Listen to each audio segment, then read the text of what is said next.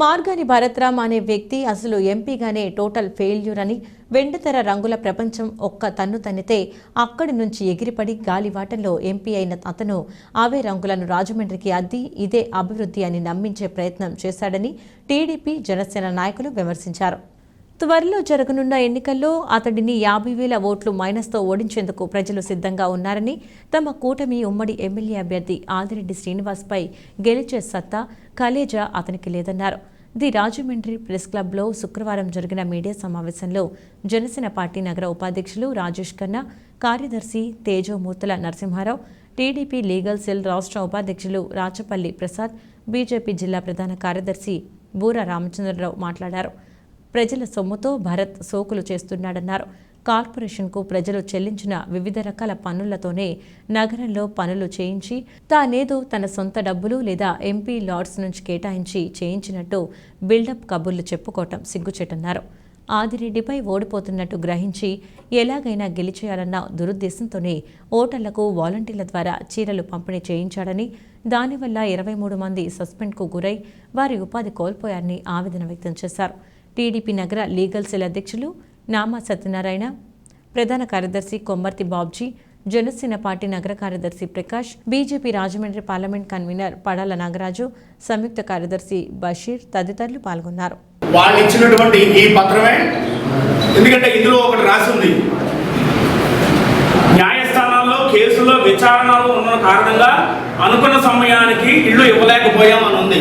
అంటే ఈ లబ్ధిదారులందరినీ కూడా వైసీపీ ప్రభుత్వం జగన్మోహన్ రెడ్డి గారు ఖచ్చితంగా మోసం చేశారని చెప్పేసి వీళ్ళే చెబుతున్నారు. ఎందుకంటే న్యాయస్థానాల్లో ఉన్నవి మీరు ఎందుకు ఇచ్చారని చెప్పేసి ఈ రోజు ప్రజలు మీ దగ్గర నుంచి తీసుకున్నటువంటి ఈ పట్టా చదివి ఈ పట్టాన్ని వాళ్ళ ఇళ్లలో మూలపడేసి ఖచ్చితంగా మిమ్మల్ని ఇచ్చిన వాళ్ళని జగన్మోహన్ రెడ్డి గారిని కూడా విమర్శిస్తున్నటువంటి సమయంలో వీళ్ళు 25,000 ఓట్లు ఇచ్చి 25,000 ఇల్లు ఇచ్చాం, ఇవన్నీ మేము దిగ్గేస్తామని అనుకుంటున్నారు. 25,000 ఓట్లు కాదు కదా, అందులో ఒక్క ఓటు కూడా మీకు పడదు. ఎందుకంటే ఇవన్నీ కోర్టులో ఉన్నవి. ఇవన్నీ కూడా అయ్యేటప్పటికి ఎంత సమయం పడుతుందో తెలీదు. నిజంగా మీకు చిత్తశుద్ధి ఉంటే కనుక ఈ కోర్టులో కేసులన్నీ కూడా మీరే తీయించి నిజంగా లబ్ధిదారులకి ఒరిజినల్ పట్టాలు ఇచ్చుంటే మేము కూడా ఆనందపడేవాళ్ళం. పంచిపెట్టారు. చీరలు పంచిపెట్టడమే కాకుండా ఎలక్షన్ కోడ్ వచ్చేది కూడా చీరలు అందరికీ అందుతున్నాయా అనేది అందరింటికి వెళ్ళి అడుగుతూ చేస్తున్నారు. ఇది కూడా ఎలక్షన్ కోడ్ ఉల్లంఘన కింద వస్తుంది. ఖచ్చితంగా ఒక యువత, భరత్ గారు అంటే ఒక యువత, ఆ యువత రాజకీయం చేస్తే చాలా హుందాగా ఉండాలి. ఈ రోజు మీరు చీరలు పంచిపెట్టి, డబ్బులు పంచిపెట్టి, మందులు పంచిపెట్టి ఇవన్నీ మీరు చేయవలసిన రాజకీయం కాదు. రాజమండ్రికి సంబంధించి, మన రాజమండ్రి అర్బన్ నియోజకవర్గానికి సంబంధించి వైకాపా నుంచి పోటీ చేస్తున్నటువంటి ఎమ్మెల్యేగా పోటీ చేస్తున్నటువంటి మార్గాని భరత్, ఆయన ప్రస్తుత ఎంపీ, ఈయన యథేచ్ఛగా ఎన్నికల కోడ్ని అంటే నిబంధనలను ఉల్లంఘిస్తూ ప్రవర్తిస్తున్నారు.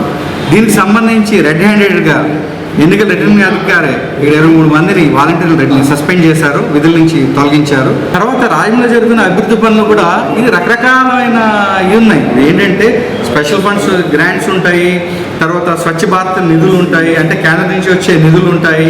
ఇవి కాకుండా మన జనరల్ ఫండ్స్ ఉంటాయి, అంటే మనమంతా ట్యాక్స్కి కడుతుంది కదా, ఇంచుమించు 150-200 కోట్లు అదే ఉంటుంది.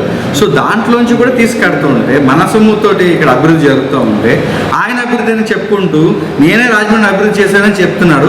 ఇది చాలా తప్పని, ఇది ప్రజలు గమనించాలని మేము కోరుతున్నాం.